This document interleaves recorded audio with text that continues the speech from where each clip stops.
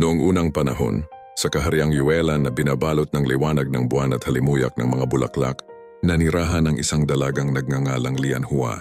Kilala siya hindi lamang sa angking ganda, kundi sa kakaibang kakayahan. Naririnig niya ang awit ng hangin at mga bulong ng espiritu. Tuwing taon ipinagdiriwang ang pista ng mga parol ng walang hanggang sumpa, kung saan ang mga magkasintahan ay nagpapalipad ng parol sa lawa, tanda ng pangakong pag-ibig na walang hanggan. Ngunit para kay Lianhua, ang gabi ay puno ng lungkot, sapagkat ang kanyang puso ay nakatali sa isang pangakong iniwan ng isang multong prinsipe. Noong kabataan niya, natagpuan niya ang isang sugatang binata sa tabi ng Mist Valley. Ang kanyang mga kasuotan ay may burdang dragon, ngunit punit at may dugo. Siya ay si Prinsipe Renyu, tagapagmana ng trono. Pinagtaksila ng sariling pamilya. Inalagaan siya ni Lianhua sa loob ng isang tag-init at doon sila nagkainlaban sa ilalim ng liwanag ng buwan. Ngunit ang tadhana ay malupit.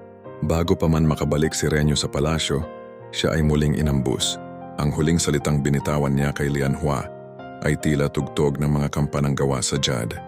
Kung pahihintulutan ng langit, hahanapin kita sa gabi ng mga parol. Lumipas ang maraming taon at muling dumating ang pista. Suot ni Lianhua ang bughaw na sutla at ang pulang lasong minsan niyang ibinigay kay Renyu. Nang sinindihan niya ang kanyang parol at ito'y inilapag sa lawa, isang malamig na simoy ng hangin ang dumampi. At mula sa liwanag ng apoy, lumitaw ang isang figura. Siya iyon, si Renyu, kasing ganda pa rin ng alaala. Ngunit tila gawa sa liwanag at anino. Lianhua, mahinang sabi niya, naghintay ka. Paano ako hindi maghihintay? Sagot ng dalaga, luhang nakangiti. Ang hangin ay patuloy na binubulong ang pangalan mo. Sa ilalim ng libu-libong parol naglakad silang magkahawak, nagbalik tanaw sa kanilang mga alaala. Ang pagtawa, ang pagtugtog ng plauta, at ang mga gabing puno ng pangarap. Ngunit habang sumisikat ang buwan, unti-unting naglalaho ang liwanag ni Renyu. Nalalapit na ang oras ko, pulong niya. Ang kaluluwa ko'y bihag pa rin ng kabilang mundo.